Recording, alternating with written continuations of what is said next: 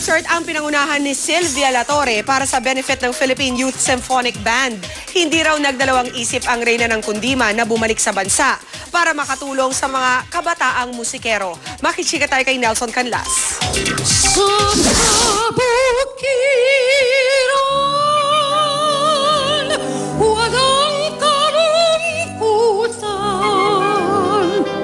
Balik entablado si Sylvia Latorre para sa benefit concert ng Philippine Youth Symphonic Band sa Cultural Center of the Philippines. Pinamagatan itong laro at Child's Play at CCP. Inawit ng tinaguriang reyna ng Kundiman ang tatlo sa kanyang daan-daang hit songs noon. Nanilapatan naman ng modernong areglo ng mga kabataang miyembro ng PYSB. Nakipagsabayan din siya sa mga mas batang mga awit sa isang pamaskong kanta. Sumisilok-silok ang malunggo sasabihin.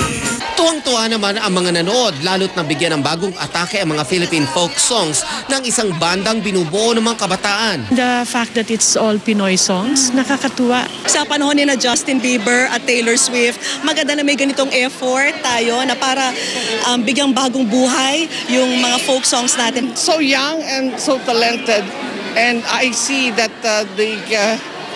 a beautiful future for our country is assured. Proud din ang mga kaanak ng tinaguriang reyna ng Kundiman. It was so exciting. It was a beautiful performance. I'm so proud of my mom. I'd like to sing with her. I'd like to perform with her.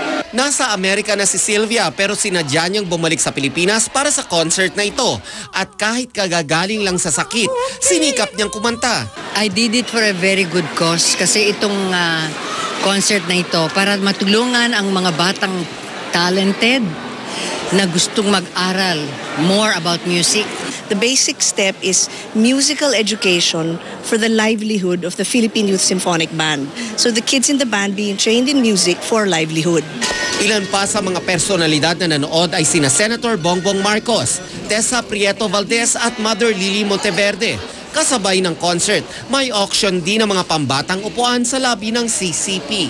Ang malilikom na pondo mapupunta rin para sa training ng PYSB. Masayang-masaya po kami sa opportunity na binigay po sa amin at nakapagtanghal po kami sa Cultural Center of the Philippines.